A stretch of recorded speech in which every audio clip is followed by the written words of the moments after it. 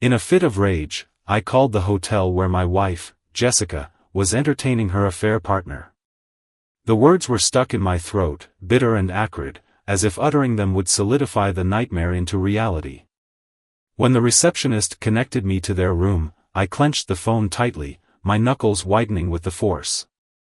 A deep, guttural anger bubbled up, eclipsing every other emotion. "Donnie," I said, my voice a low growl, "listen carefully. If her son dies before I talk to her, I will find you and kill you with my bare hands." There was silence on the other end, heavy and punctuated by the faint rustling of sheets. Then I heard him mumble something incoherent before handing her the phone. Her voice, so familiar yet dripping with a tone I hadn't heard in years, was casual. Mocking, even.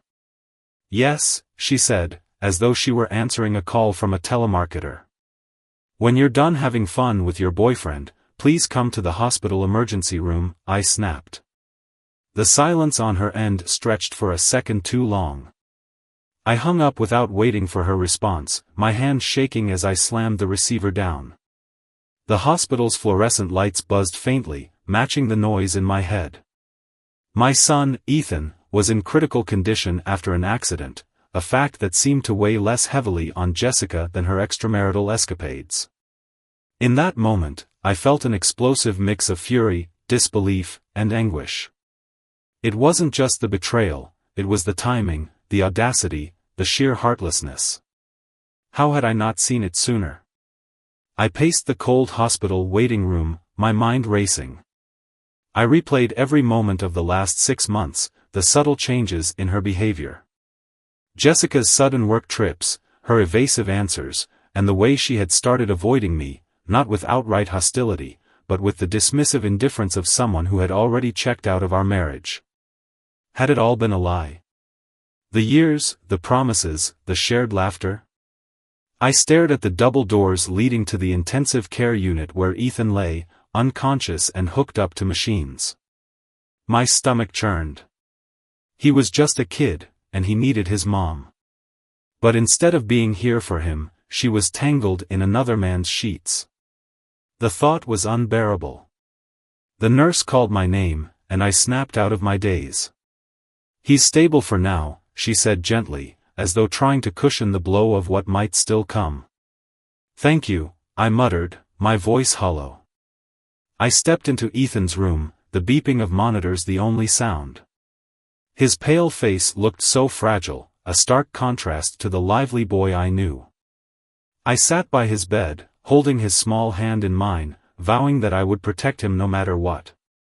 And that meant confronting Jessica, not just as a husband, but as a father.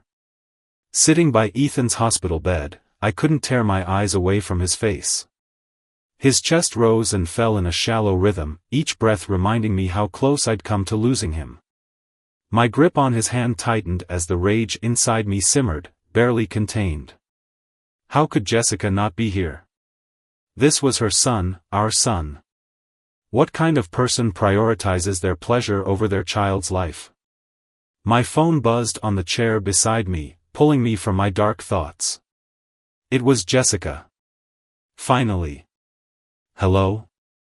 I answered, my voice colder than I intended. "David," she said, her tone unnervingly calm. "I'm on my way to the hospital. I'll be there soon." "Spare me the pleasantries, Jess. I know where you were," I spat. A pause. Her silence was louder than any excuse she could have given. "Look, we'll talk when I get there," she said finally, her voice taking on an edge of irritation, as though I were the one being unreasonable. "Yeah, we'll talk."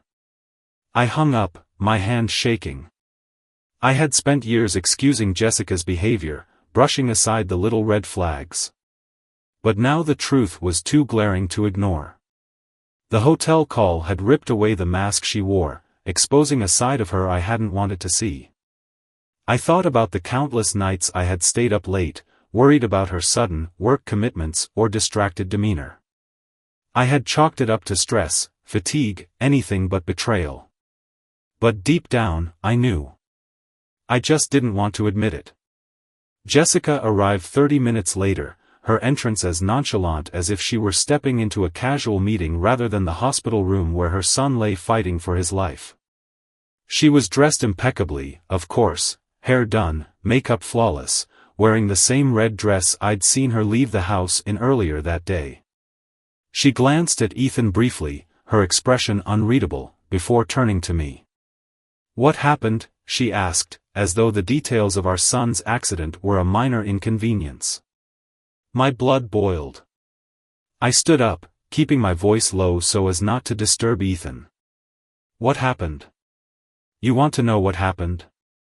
While you were busy with your boyfriend, our son was hit by a car." Her face twitched, but she quickly masked it with a neutral expression. "I wasn't with anyone." "You're being dramatic." "Dramatic?" I hissed, stepping closer to her. "I called your room, Jessica. I spoke to him. Don't insult my intelligence." For a moment, I thought I saw guilt flash across her face, but it was gone as quickly as it appeared. Instead, she rolled her eyes and crossed her arms. "Fine," she said, her voice dripping with disdain. "Yes, I was with Donnie. But don't act like you're some saint, David. This marriage has been dead for years. I'm not the only one to blame." Her words hit me like a slap. "Not the only one to blame?" I repeated incredulously. "Are you seriously standing here, in front of our son, justifying your affair?" Jessica scoffed, looking away. "I don't owe you an explanation. You're not perfect either, David. Always working, always too tired to even notice me. Donnie actually makes me feel alive, something you haven't done in years." The sheer audacity of her words left me speechless. For years, I had worked long hours to provide for our family. I had sacrificed so much to ensure she and Ethan had everything they needed. And now she was using my hard work as an excuse for her betrayal? "You're unbelievable," I said finally, my voice shaking with anger. "I've been killing myself for this family, and you have the nerve to act like you're the victim?" Jessica shrugged, her nonchalance infuriating. "Believe what you want, David. But maybe if you'd paid more attention to me, this wouldn't have happened." It took every ounce of self-control I had not to explode. "This isn't about me," I said through gritted teeth. "This is about you. You made a choice, Jessica. And now you have to live with the consequences." Her face hardened. "And what exactly are you going to do about it?" she challenged, her tone daring me to act. For a moment, I didn't answer. My mind raced with possibilities, each one darker than the last. But then I looked at Ethan, lying so still and vulnerable in the hospital bed. This wasn't just about me or Jessica anymore. This was about him. "I'm going to make sure Ethan is okay," I said finally, my voice steady. "And after that, we'll see where we stand. But don't think for a second that I'll let you off the hook for this." Jessica smirked, as if she'd won some unspoken battle. "Do whatever you need to do, David. Just remember, you're not exactly a prize yourself." With that, she turned her attention back to her phone, scrolling as though nothing had happened. I sat back down by Ethan's bed, my hands trembling with a mix of anger and despair. The woman I had married, the woman I had once loved more than anything, was gone. And in her place was a stranger, a cold, selfish stranger who cared more about her own desires than the family we had built together. As I held Ethan's hand, I made a silent vow: I would protect him from her, from this toxic mess she had created. No matter what it took, I would make sure he had the life he deserved. The hours crawled by as I sat beside Ethan's bed. Jessica had retreated to the waiting room, muttering something about needing space. I didn't care. Let her have all the space she wanted. I needed her out of my sight before I said, or did, something I couldn't take back. Ethan stirred slightly, his eyelids fluttering, and my heart leapt. I leaned in closer, squeezing his hand gently. "Ethan, buddy, I'm here," I whispered. His eyes opened briefly, glazed with confusion and fatigue. Dad, he croaked. I'm here, I said again, brushing a hand through his hair. You're safe. Just rest, okay? You're going to be fine. He nodded weakly before his eyes drifted shut again. Relief washed over me, but it was fleeting. The reality of the situation loomed over me like a storm cloud. Ethan's recovery was only the beginning. I still had to deal with Jessica and the wreckage of our marriage. I stepped out into the hallway, needing a moment to clear my head. The hospital was eerily quiet, the faint hum of machinery the only sound. My phone buzzed in my pocket, startling me. I pulled it out, half expecting it to be Jessica texting me some snide comment. But it wasn't Jessica. It was my brother, Mike. Hey, I said, keeping my voice low. David, what the hell is going on? Mike's voice was sharp, concerned. I got your message about Ethan. Is he okay? He's stable, I said, running a hand through my hair. But it's been a lot. Do you need me to come down there? For a moment, I considered it. Mike had always been my rock, the one person I could count on no matter what. But this wasn't just about Ethan's accident. This was about Jessica, and I wasn't sure if I was ready to share that part of the story yet. No, I said finally. We're managing. I'll keep you updated. All right, Mike said, though I could hear the hesitation in his voice. Call me if you need anything, okay? Anything at all. Thanks, Mike. I will. I hung up and leaned against the wall, my mind racing. I had always prided myself on being the kind of man who could handle anything, who could keep his family together no matter what.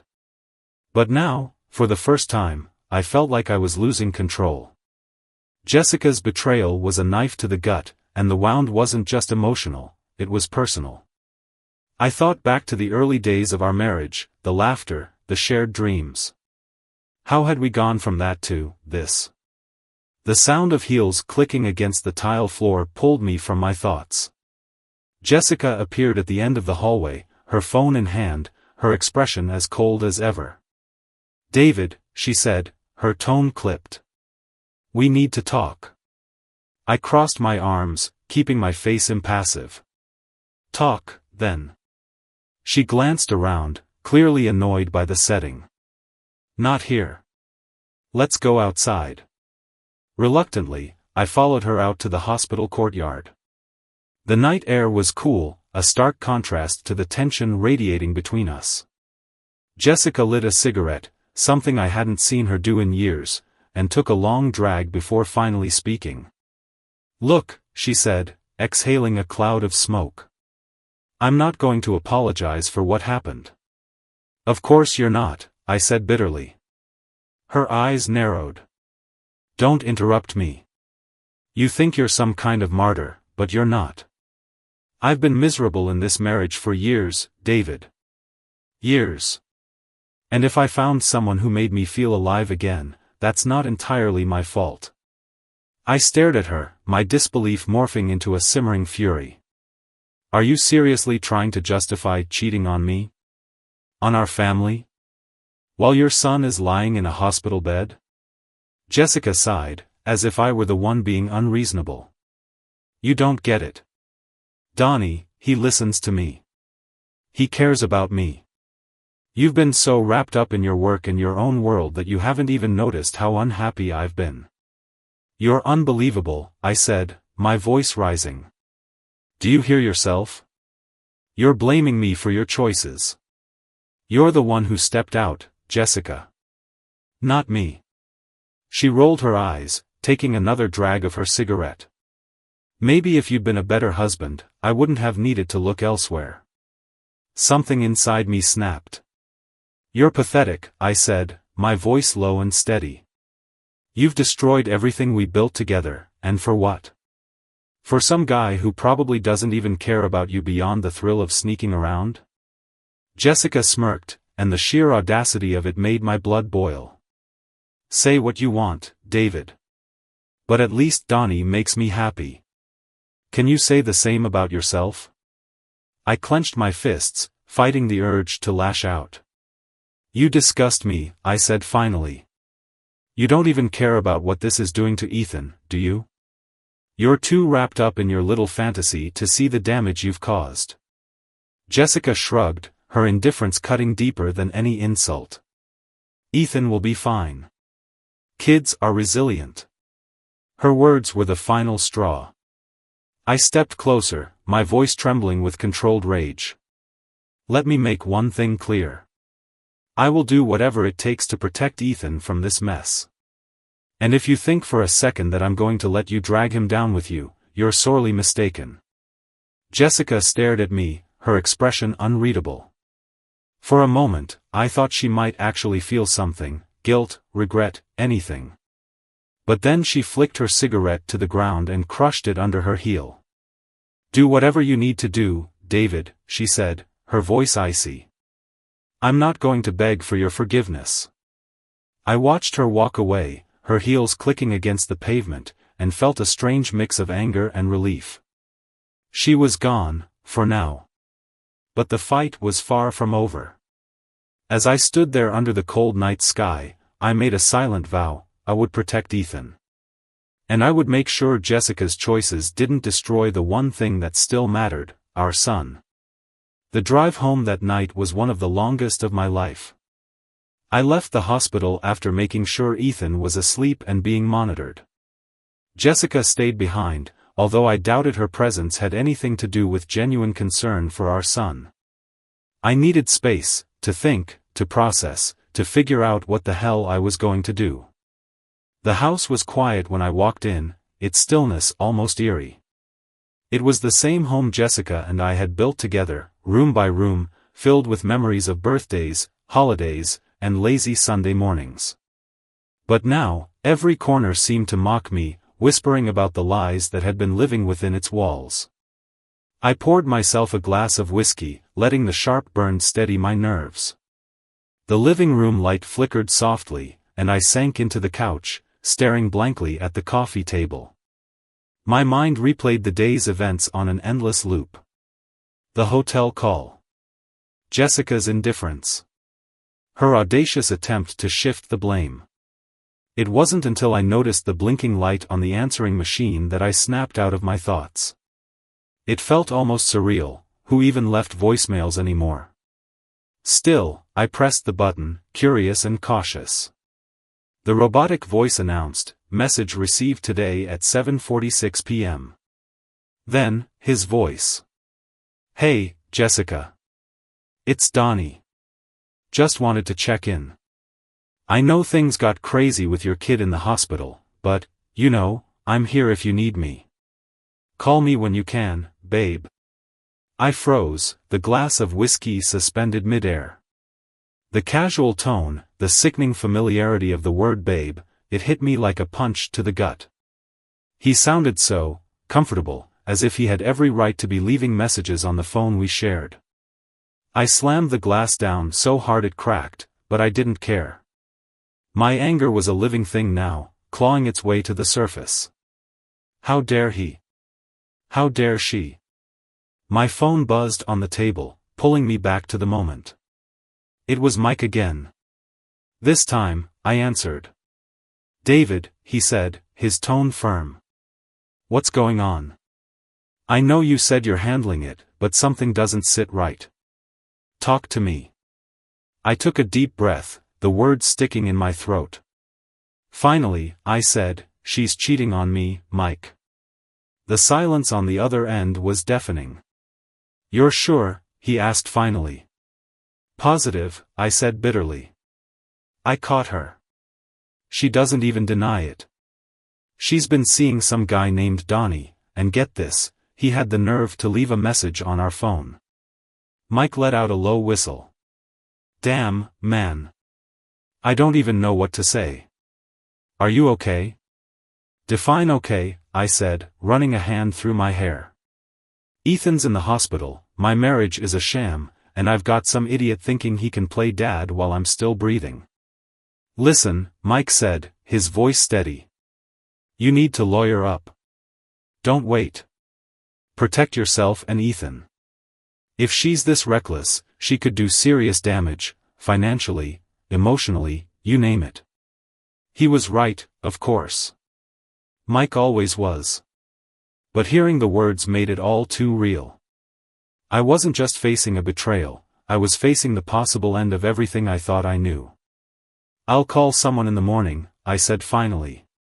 Good, Mike said. And David? Don't let her get in your head.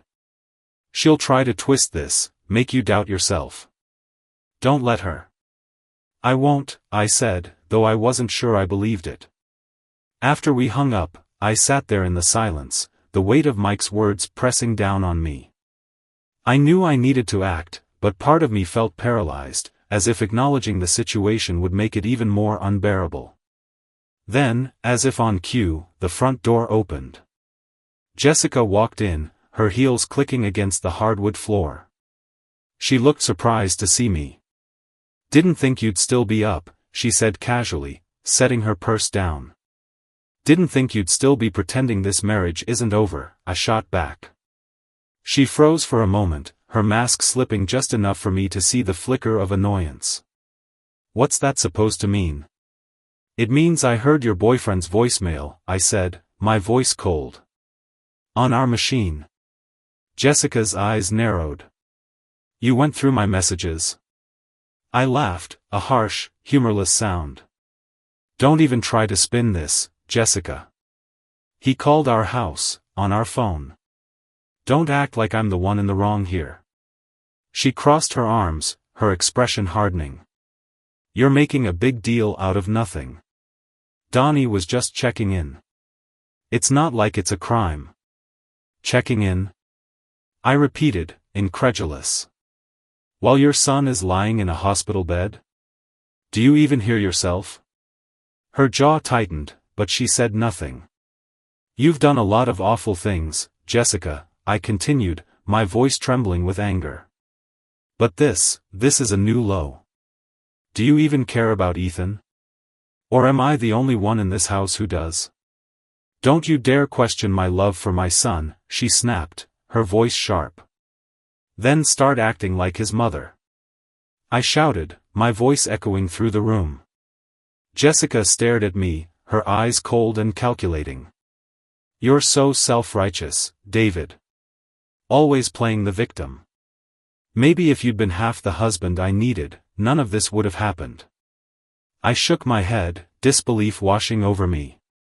You know what, Jessica? Keep telling yourself that. Keep blaming me. But the truth is, you're just a selfish, heartless. Careful, she interrupted, her tone icy. No, I said, stepping closer. You don't get to silence me anymore. This is on you. All of it. She stared at me for a long moment before grabbing her purse. I'm not doing this with you right now. Of course you're not, I said bitterly as she walked out the door, slamming it behind her. The house fell silent again, but this time, it felt less like home and more like a battleground. I knew one thing for certain, whatever came next, I was done letting Jessica call the shots. The slam of the door echoed long after Jessica had left. The sound seemed to rattle through me, a reminder of just how broken things had become. For a moment, I stood in the middle of the living room, fists clenched, trying to keep myself from falling apart. This wasn't the life I'd signed up for. It wasn't the marriage I'd fought so hard to protect. But now, it was time to stop fighting for her and start fighting for what really mattered, Ethan and myself. The next morning, I called Mike again. You were right, I said, skipping pleasantries. I need a lawyer. Do you know anyone good? Mike didn't hesitate. Yeah, I know someone. Top notch. I'll send you his number. It was strange, how the decision to call a lawyer felt heavier than catching Jessica in her lies. Maybe it was the finality of it. Once I spoke to someone, there was no going back. This wasn't just a rough patch in our marriage, it was the end. But I couldn't afford to waste time second-guessing myself. I dialed the number Mike gave me, and within minutes, I was on the phone with a calm, professional voice on the other end. His name was Richard Lawson, and he didn't sugarcoat anything. "David, I've seen cases like yours plenty of times," he said. "First things first, we need to establish your priorities. Custody arrangements, financial protections, and ensuring your son's well-being. Are you ready to take that step?" "Yes," I said firmly. "I don't think I have a choice." "Good," Richard said. "Let's meet tomorrow and get started." After the call, I sat back, feeling a mix of relief and dread. I was finally taking control, but the road ahead was daunting. I wasn't just dealing with Jessica's betrayal, I was unraveling an entire life. Jessica returned home late that night, reeking of cheap perfume and vodka. She stumbled through the door like she didn't have a care in the world, her heels clicking against the floor. "Where've you been?" I asked, my tone even but cold. She smirked, leaning against the wall for balance. "Out." "With Donnie?" I pressed. Her smirk turned into a scowl. "None of your business." "You're unbelievable," I said, shaking my head. "You think you can just waltz in here, acting like nothing's wrong? Like you haven't destroyed this family?" Jessica rolled her eyes, brushing past me. "Oh, spare me the lecture, David. You're not some saint. You're just mad because you're not in control anymore." That did it. I stepped in front of her, blocking her path. "Control? Is that what this is about for you?" "No, Jessica. This is about respect. About the vows you threw away like they meant nothing." She sneered, her eyes glinting with defiance. "You want respect? Then maybe you should have earned it." I took a deep breath, forcing myself to stay calm. "I've had enough of this. I've already contacted a lawyer. You can either start cooperating, or you can make this harder on yourself. Your choice." Her face faltered for a split second, the mask slipping. Then, she laughed, a bitter, hollow sound. "A lawyer, huh? Fine. Let's see how far you get. But don't think for a second you're taking Ethan away from me." "Watch me," I said, my voice steady. "I'll do whatever it takes to protect him from this mess you've created." Jessica didn't reply. She stormed upstairs, slamming the bedroom door behind her. The next morning, she was gone before I woke up, leaving only a half-empty bottle of wine on the counter as evidence of her presence. I didn't care where she'd gone. My focus was on Ethan. The meeting. Later that day, I met with Richard at his downtown office. He was sharp and efficient, his questions direct but necessary. "Have you documented her behavior?" he asked, tapping his pen against a notepad. "Not yet," I admitted. "Start now," he said. "Texts, voicemails, anything that shows neglect or instability. The more evidence we have, the stronger your case will be." "Got it," I said, feeling a new sense of purpose. "And one more thing," Richard added. "Stay calm. Don't let her provoke you. Any outburst could be used against you in court." I nodded, his words sinking in. It was solid advice, but it wouldn't be easy. Jessica had a way of getting under my skin like no one else. When I returned home, I began combing through everything: emails, phone records, even social media. It didn't take long to find damning evidence. Photos of Jessica and Donnie at some bar, laughing like they didn't have a care in the world. A string of flirtatious texts from him, complete with heart emojis. I saved everything, my resolve hardening with each new piece of evidence. Jessica's next move. A week later, Jessica showed her hand. She came home in the middle of the day, her face flushed with anger. "What the hell is this?" she demanded, waving a stack of papers at me. I glanced at them. "Divorce papers," I said calmly. "You're serious?" she asked, her voice rising. "Dead serious," I replied. This marriage is over, Jessica. It has been for a long time. She scoffed, throwing the papers onto the table. You think you're so righteous, don't you? Well, guess what? You're not getting full custody of Ethan. I won't let you. Good luck proving that in court, I said, my voice steady. I've got plenty of evidence to show who the unstable parent is. Her eyes narrowed, but she didn't say anything. Instead, she grabbed her purse and stormed out again, slamming the door so hard it rattled the windows. I sat down, feeling a strange mix of exhaustion and satisfaction. The battle was far from over, but for the first time in months, I felt like I was in control. Jessica didn't come home that night, and for once, I didn't care. The silence in the house felt like a blessing. With Ethan staying another night in the hospital under observation, I finally had time to reflect without her poisonous presence clouding everything. I sat in the living room, flipping through Ethan's photo albums. Pictures of his first birthday, his first trip to the beach, and countless candid moments reminded me of what really mattered. Whatever Jessica thought, this wasn't about revenge, it was about protecting Ethan from the mess she had made of our lives. As I closed the album, my phone buzzed. It was a message from Mike. Keep your head up. If you need anything, I'm here. I replied with a simple, thanks, and put the phone down. People like Mike reminded me that not everyone was as self-serving as Jessica. The calm before the storm. The next morning, I went to the hospital to pick up Ethan. Seeing him smile, albeit weakly, filled me with relief. Dad, where's Mom? He asked as I buckled him into the car. She's busy, I said, trying to keep my voice neutral. But I'm here, and we're going to have a great day. He nodded, too tired to question further. On the drive home, I made a silent promise to him, no matter how ugly things got with Jessica, I'd make sure he felt safe and loved. When we got home, Ethan went straight to his room to nap.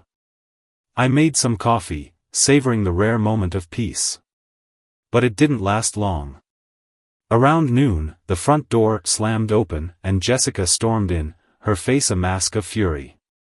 Are you insane, David? She barked, throwing her purse onto the couch. Good to see you too, Jessica, I said dryly. She marched up to me, her finger jabbing the air.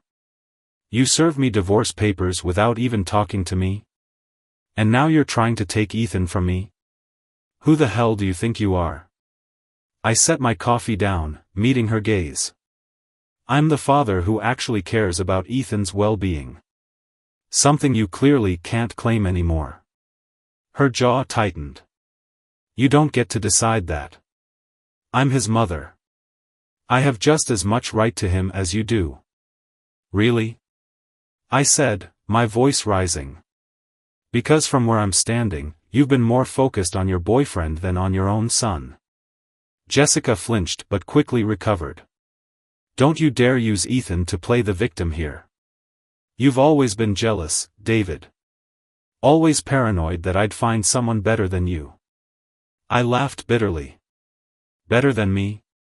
Jessica, you found Donnie. A guy who's so amazing, he doesn't even have the guts to show his face around here. Real winner. Her face flushed with anger. At least he listens to me, unlike you. Maybe if you'd been half the man he is, I wouldn't have needed someone else. That's rich, I shot back. Blaming me for your cheating? Classic Jessica. You've never been able to take responsibility for anything, have you? The argument escalated, our voices echoing through the house. I hated that Ethan might hear us, but Jessica wasn't leaving me much choice. Finally, I stepped back, taking a deep breath. This isn't going anywhere, I said, my voice calmer.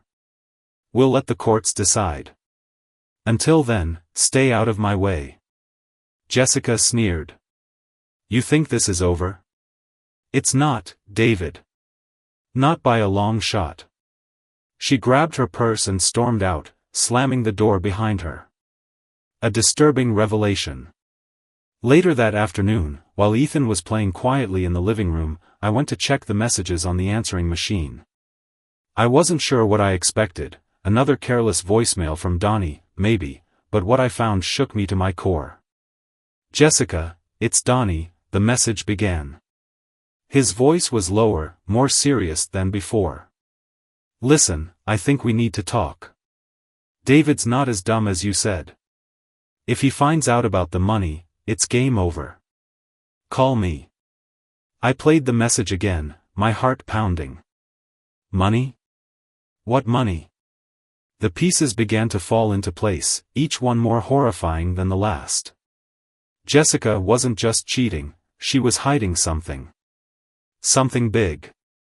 I grabbed my laptop and logged into our joint bank account. Everything looked normal at first glance, but then I noticed a series of large withdrawals over the past few months. Thousands of dollars, all funneled into an account I didn't recognize.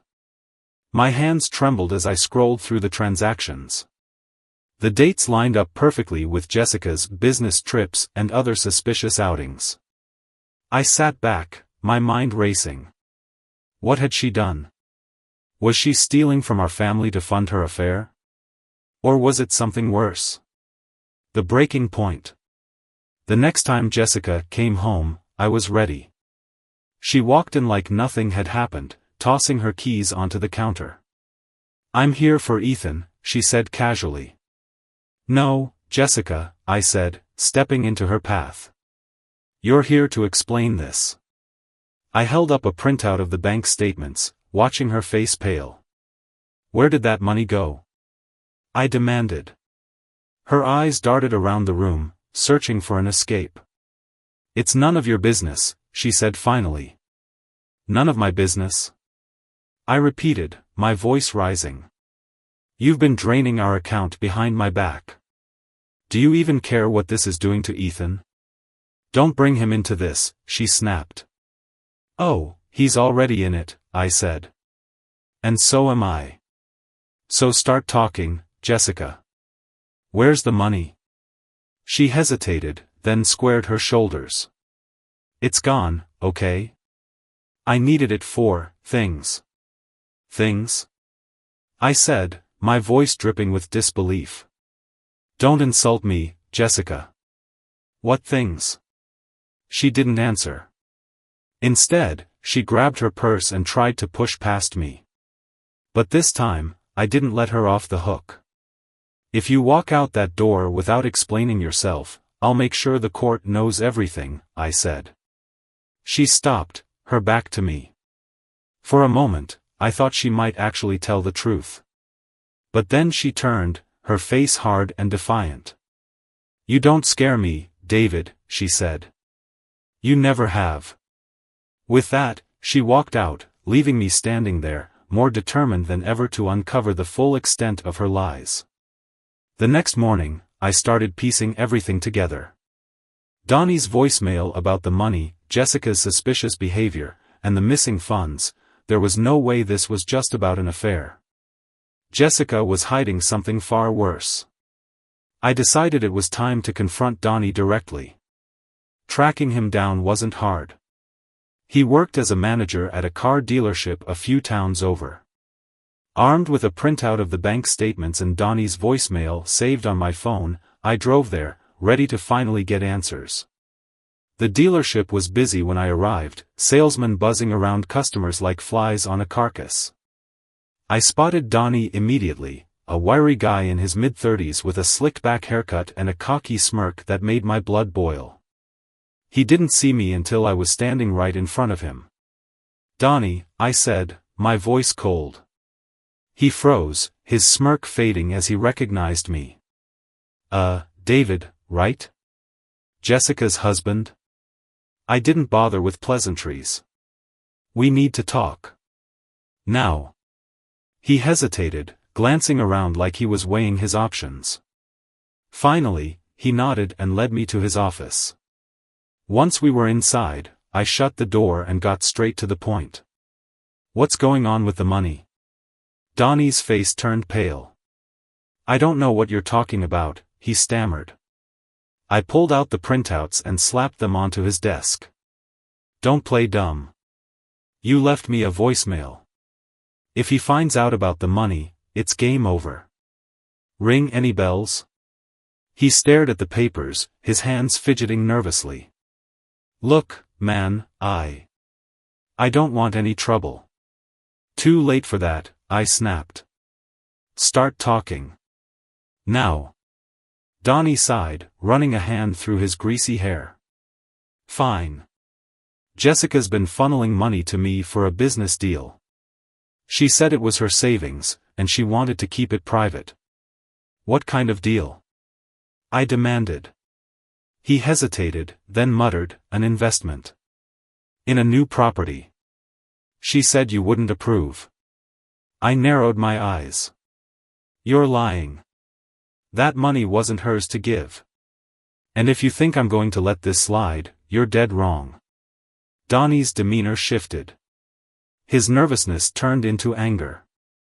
Listen, man, I don't know what's going on between you two, but you need to back off. Jessica and I. Jessica and you what? I interrupted, leaning forward. You think you're her knight in shining armor? Newsflash, Donnie, she's using you just like she's been using me. He clenched his jaw, but before he could respond, I stormed out of the office.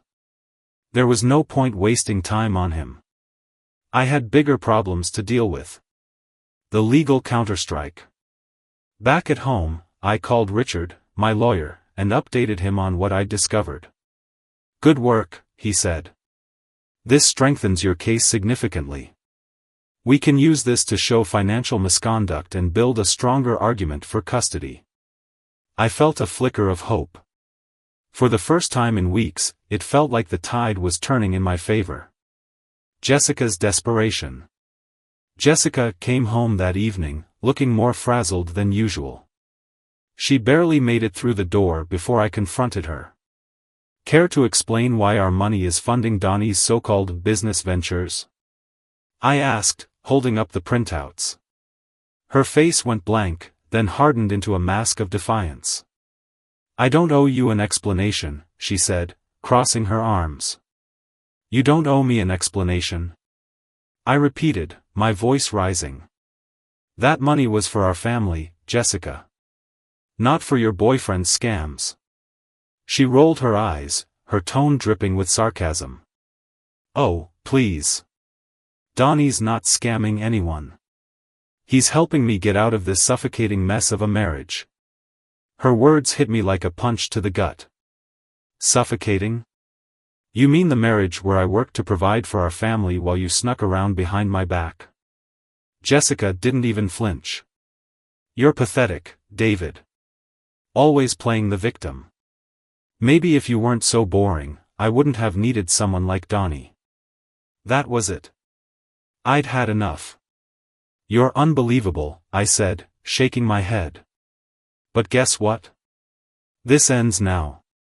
I've already filed for divorce, and Richard is building a rock-solid case. You're not walking away from this unscathed. For the first time, Jessica seemed rattled. You think you can take Ethan from me? She hissed. I don't think, I know, I said firmly. You've shown zero regard for his well-being. The courts will see that, too. She didn't respond.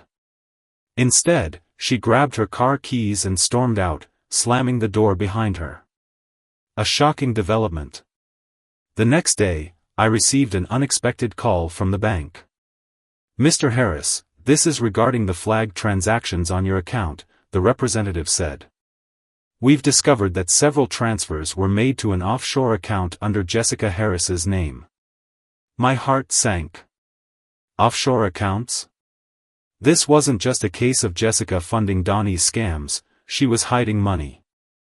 Thank you for the information, I said, trying to keep my voice steady. Please send me all the details you have.